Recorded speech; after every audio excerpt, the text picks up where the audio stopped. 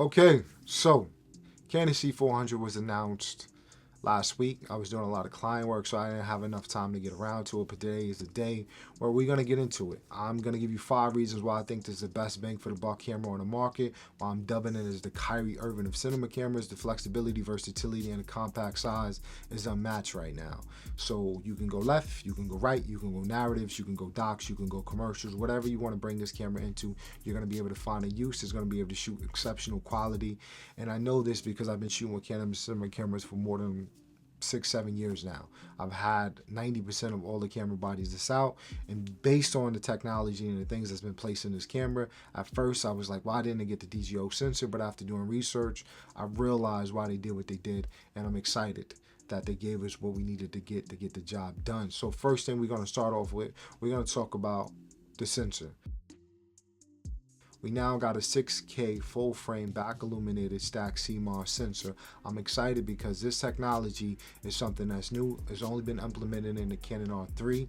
For some people that were surprised why it's not a DGO sensor, because when it comes down to the DGO sensor, it's not something that has been used in a full frame sensor as this point where it can achieve faster readout speeds as what you're going to get out of this back illuminated stacked sensor. That's another reason why they moved on to this. This now has more dynamic range than any other Canon full frame sensor previously. So when you take into consideration what I'm shooting on right now, the Canon C500 Mark II, I was excited about this camera when I first purchased it because this was the same sensor used in the C700 full frame, which was a $35,000 camera upon release. I got it in my $16,000 C500 Mark II, and now this information is going to be exceeded by the $8,000 Canon C400. So this sensor is something I'm really looking forward to. In addition to that, we now got triple base ISO. What that is going to allow you to do is you can choose 800 as a native ISO, you can choose 3200 as a native ISO, and if you're in an extreme low light situation and you want to mess with the FX6 and FX3, then you can go up to 12,800. But I think that 3200 native base ISO is going to be an important feature, so now you don't have to jump all the way to 12,800. I can see a lot of documentary people using it in certain situations. I remember one of the first short films I've ever produced, we was doing candlelight. This is when I wasn't as knowledgeable as filmmaking, and I was using a Canon 5D Mark III, complete low light. Didn't know a lot of times in movie what they do is they light it, but then they take it down in post. So with this new sensor, it's going to allow you to let more light in as opposed to front illuminated sensors as the Canon C500 Mark II, and achieve faster readout speed. So the rolling shutter is going to be reduced. And when the C500 Mark II came out, at the time, it was the second in terms of dynamic range. In addition to that, it was like top 10 in terms of rolling shutter. So this is an impressive feat. And Canon is on record saying this is going to have more dynamic range than any other full frame Canon camera, and I'm gonna add on to that because I know Canon likes to say the Canon C70 has more dynamic range than the C500 Mark II. In all my tests and all my extensive use, I still think the Canon C500 Mark II has more dynamic range than the Canon C70, and I'm a Canon C70 owner. It's right behind me. I bought it for the 4K 120 to be a B camera to my C500 Mark II. And even Cine D, which does a great job at lab tests, when I think they did the dynamic range test, they had the C500 Mark II at 13.1 usable stops of dynamic range as opposed to like 12 stops of dynamic range from the Canon C70. The other thing that I'm loving about the Canon C400 is we got an RF mount. That is one of the things that I wish I was able to have in my C500 Mark II. To be honest, if anybody from Canon is watching this video, I would pay for an upgrade program.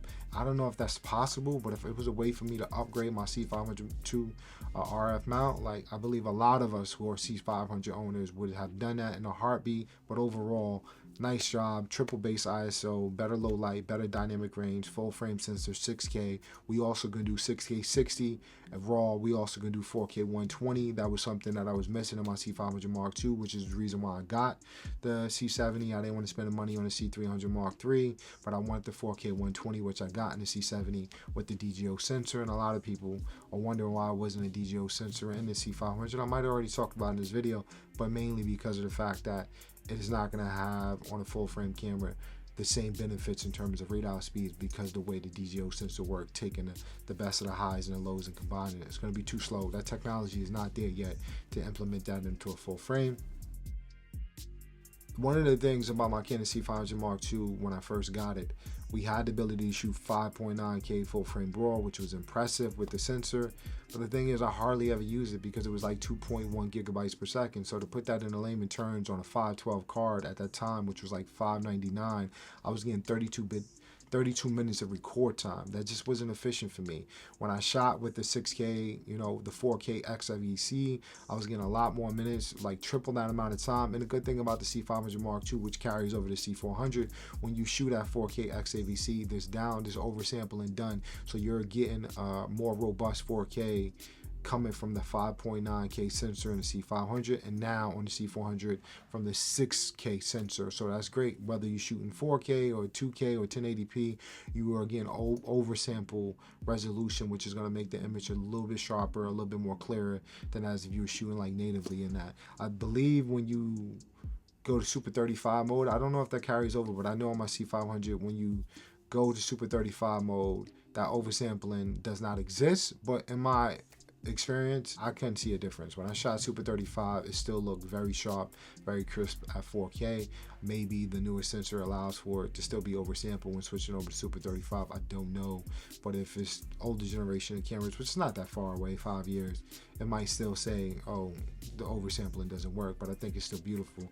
But with the new recording options, about a month ago, what they added to the C500 Mark II was different flavors of RAW. So I'm still able to shoot 12-bit RAW, but now I can shoot at HQ, I can shoot at standard. So standard now on my C500 Mark II gives me 80 minutes as opposed to 32 minutes of record time. And if I shot at LT mode, I get a total of 123 minutes per 512 card as opposed to 32 minutes. So we talking about quadrupling my record time. So when I put 2 CF Express cards within the camera, it's all day recording.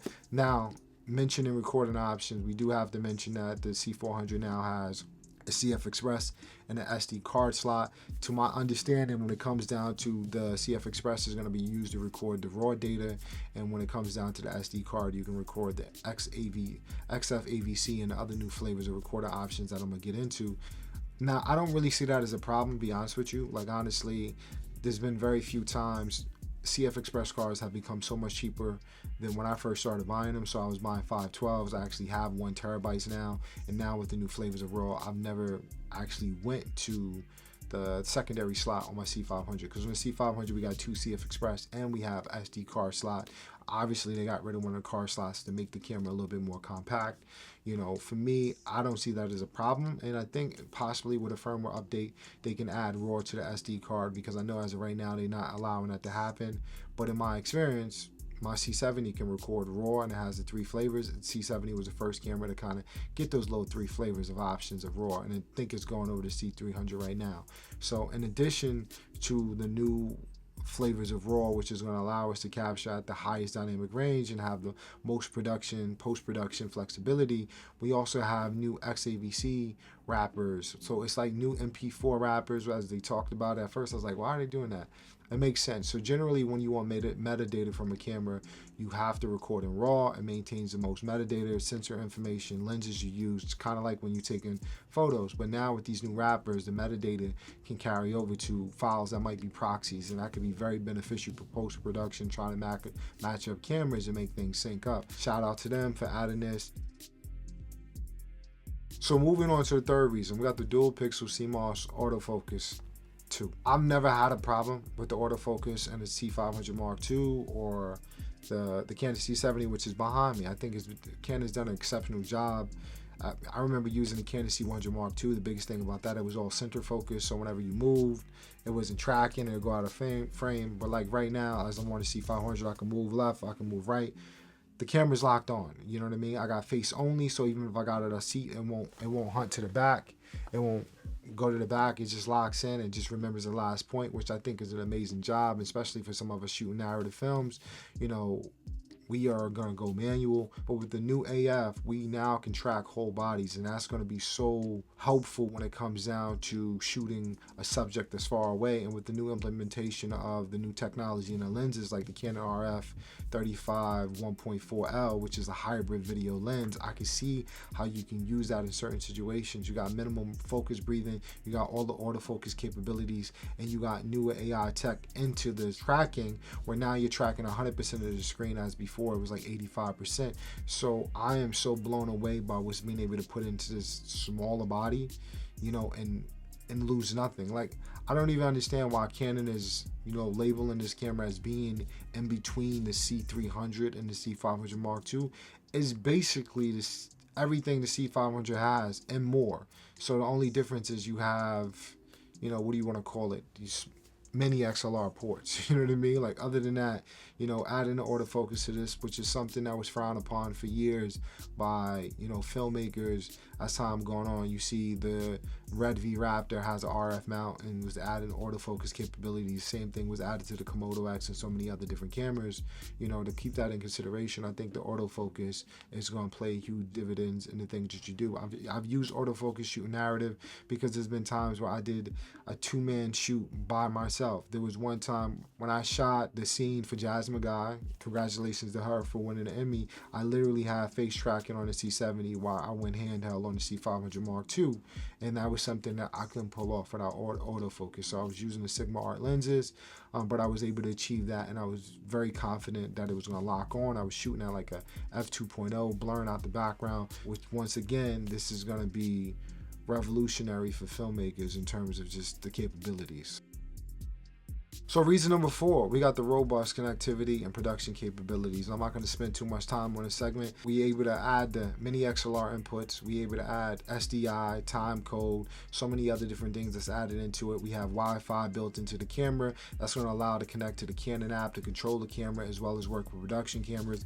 There's so many things that Canon has taken into consideration when making this camera being able to work in so many different environments. So if you want to take this in a broadcast, it is going to be so far ahead of the game for all these cameras that's been running around for years, as well as having the capabilities to hook this up to like the Cine 17-200 servo lens, as long as you have the right batteries. Like, so now, as we used to use the BP830s, you know, now it's the BP30N. Kind of almost the same thing as like I have a Canon R6 Mark II. They had EPL 6 batteries for years, but the N was just a little bit more battery efficient. So with the new Canon batteries, which comes with the cameras, you're now going to be able to hook it up to the Cine servo lens, so you can power up the zoom lens and be able to get so many auto features and connectivity capabilities that are going to enhance and make your workflow more efficient, which I'm excited about. In addition to that, we're looking at a brand new setup for the LCD viewfinder, which is using a 15mm rod system, which is going to open up the third-party capabilities, as well as using USB-C connection ports, which allows you not only to power devices but transfer data. So now you have the possibility of external monitors being able to control, you know, the ISO, the aperture, through external monitors. It's not there yet, but they have the ability to do so with this USB-C cable. And I know for some people who had the Canon LCD viewfinder for years, they're gonna find it a little problematic because I use a different cable connector, and they're gonna be like, I can't use this $4,000, you know, LCD viewfinder, OLED viewfinder. But the good thing about it is Blackmagic at NAB was talking about the OLED viewfinder that they was coming out with, and it was going to be USB-C, and they was going to leave it open for third parties. I don't think they knew about Canon C400 coming out this time, but I don't see why that device cannot work with the Canon C400.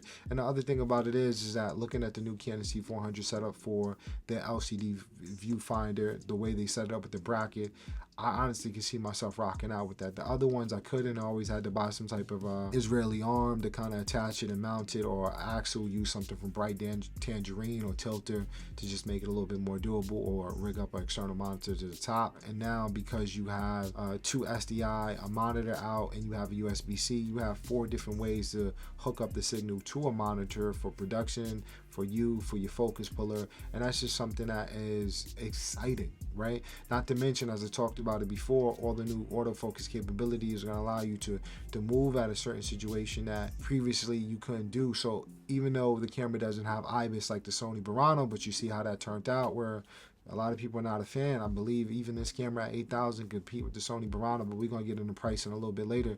But we have a new enhanced digital IS, which is making sure that the camera works in a way that it, you know, disregard artifacts, so it doesn't have that jumpy system when you're using a digital IS. And then when you compare it, you pair it with something like the Canon RF35 1.4, there's a little bit more information being communicated between the lens and the camera to really balance it out and give you a smoother shot. Overall, overall, the production capabilities and the things you can hook it up to is definitely something with the new Canon Connect app that I think a lot of people are going to be able to take advantage of immediately.